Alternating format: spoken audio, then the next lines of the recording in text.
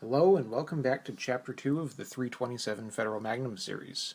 In Chapter 2 we're going to be looking at the external ballistics of the 327 Federal Magnum cartridge and comparing it to a few other common cartridges.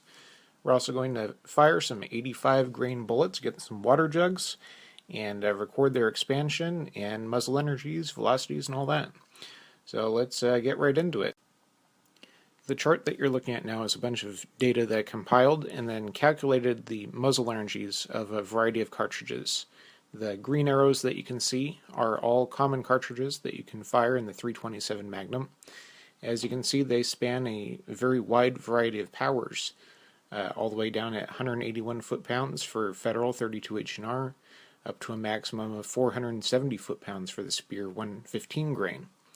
And you can see all in between there you have a bunch of very common and powerful defensive cartridges. You have Spear 9mm 115 grain, you have Corbon 9mm plus P 115 grain, you have quite a few different offerings for 110 and 125 grain 357 Magnum.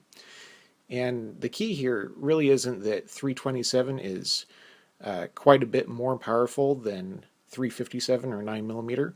I would say it's very much comparable and on par with 357 or 9mm.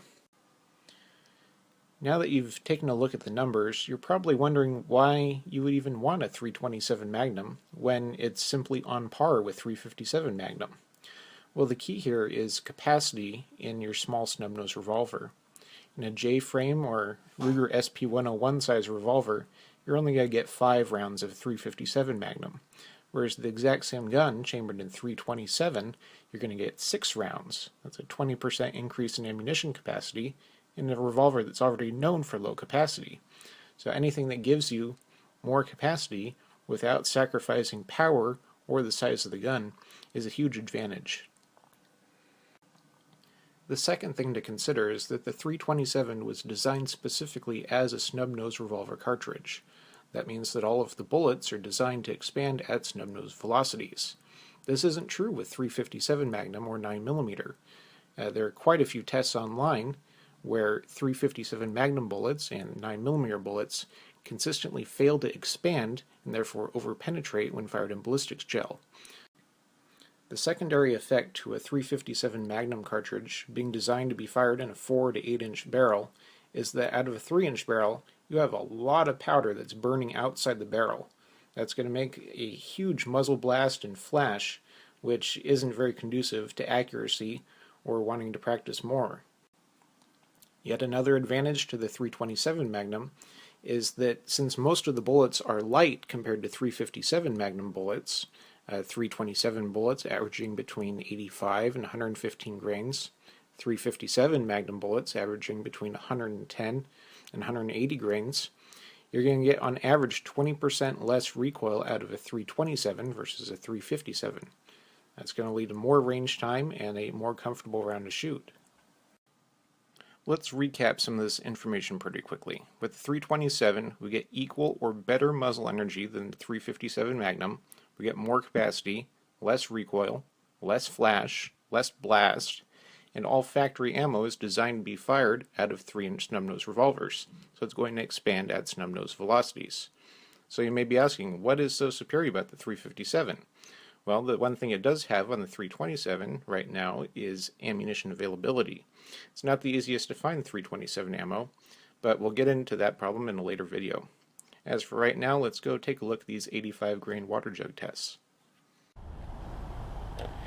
Okay, we're going to do some expansion testing of the 327 Federal. I got 3 different 85 grain loads to test today. The first is a factory, this is a Federal 85 grain hydra-shok. And we have the American Eagle 85 grain soft point. And then I have my 85 grain hand-loaded XTP. Now let's fire these and see how they do. Test gun is going to be the 3-inch barrel Ruger SP101.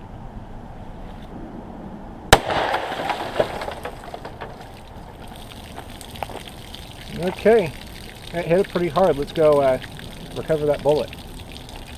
Okay, so bullet went through jug number 1, blew it apart, went into jug number 2, exited jug number 2, and here's our entrance into jug number 3. and the bullets inside.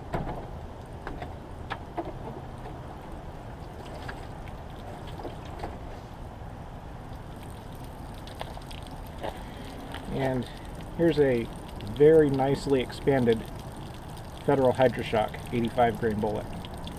Now we'll get final weights and measurements at the end of the video. Okay, second bullet we're going to test is the factory 85 grain soft point.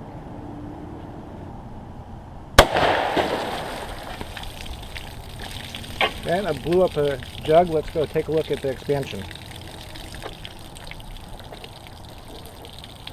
Okay, jug number 1, massive entrance hole. Blew the jug apart. Jug number 2, split it apart. Entry and exit. Okay, we're leaking at a number 3. And we're leaking at a number 4. And take a look right there. There's our bullet.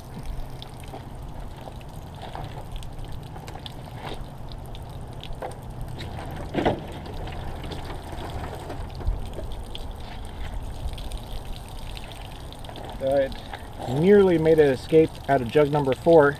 You can see it tried expanding. It got pretty close. How about that? That's pretty neat.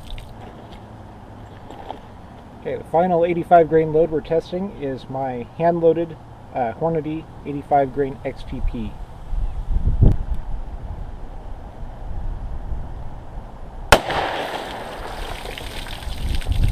Okay, that sure made a mess of that first jug. Okay, that last XTP got away. I wasn't able to recover the bullet.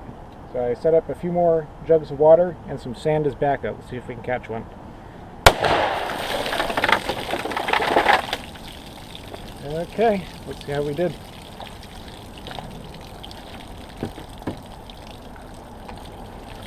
Okay, entered the protein powder, exited.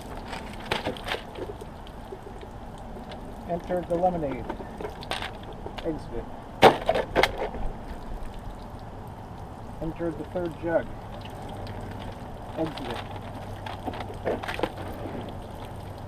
Entered jug number 4, it's inside.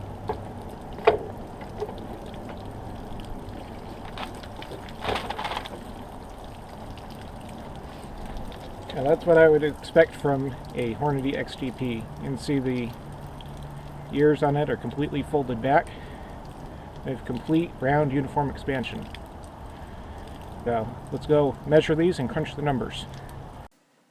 Here's a close-up of the 3 bullets that we were able to recover.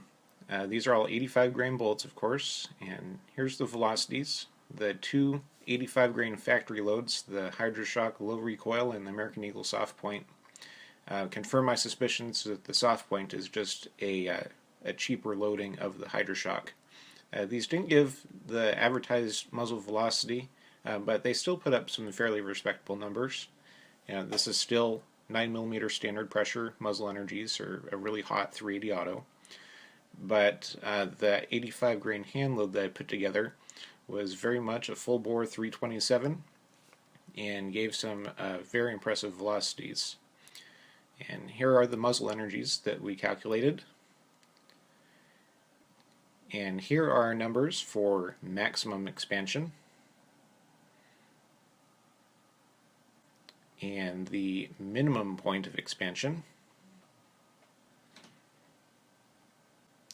and our total weights retained, and probably the most shocking to you guys is the cost of each of these rounds. Now that Federal hydra-shok is typical hydra-shok pricing. It's over $1 a round.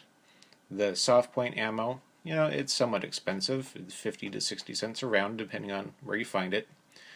But arguably the most effective round that we tested today was the 85 grain XTP hand load, and I put that together for under 25 cents a round.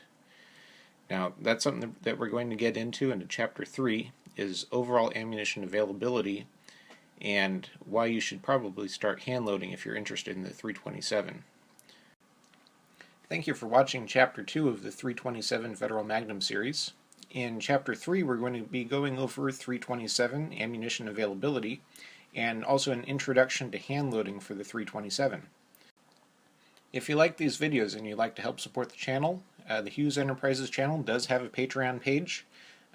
Just $1 a month really does go a long way to help out the channel. We make almost no money through ad revenue on YouTube, and all these tests are done with money that comes out of my own pocket. So anything you can contribute to help support the channel is greatly appreciated. Thanks for watching, and thank you for subscribing.